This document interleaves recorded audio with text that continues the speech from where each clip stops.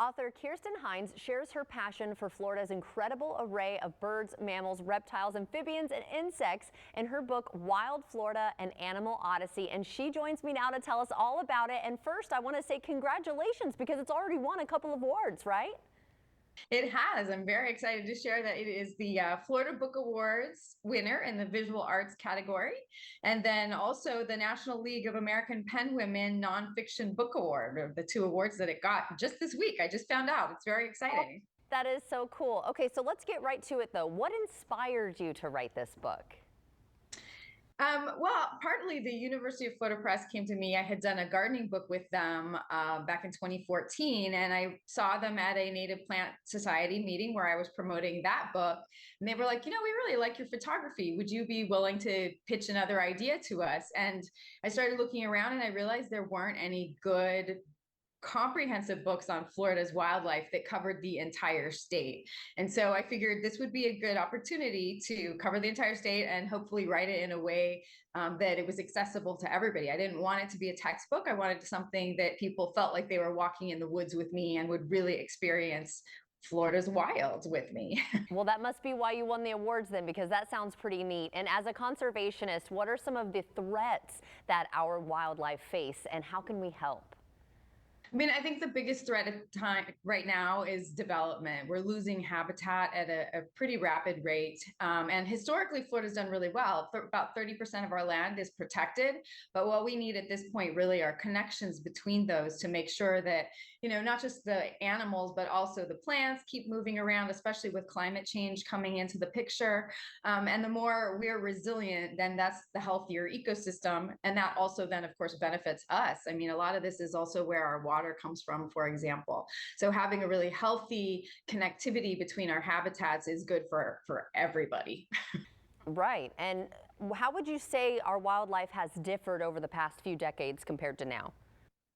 Yeah, I mean, changes are inevitable. In fact, before, when the indigenous people still lived here, it was a vast savanna, and the animals then were very, very different than now.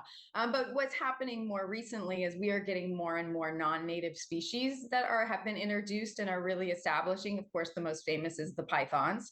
But things that we see every day, we see the brown anole really frequently, but that one was introduced from Cuba. And good luck finding our green anole these days, which in fact is the native species. So at this point, Florida has more species of non-native lizards than native lizards. So we've seen a big shift in our fauna recently because of this kind of imbalance between native species and non-native species. So, And part of that, again, goes back to the development, because when you're changing the habitat, the species that are more beneficial, or the ones that are benefiting really, are the ones that are coming from elsewhere, and they thrive more in the city. These are resilient species. That's part of how they're able to invade Florida. And so the more we have city and developed habitat and less native habitat, the more they're able to survive and thrive. and what advice do you have for people who want to experience Florida's wildlife and safely, of course? Yeah. I mean, so first of all, like, people can help a lot by putting native plants in their yard. And that's a really good way to recreate habitat so that the animals will come to you, in fact. But otherwise, Florida has an amazing state park system. We have a lot of really nice national parks and national forests, state forests. And, one of the nice things about Florida also is even our municipalities are being very aware, and they're creating green spaces within the cities. And one of the new trends is wetland treatment, treatment wetlands that are really, they're essentially recreating marsh.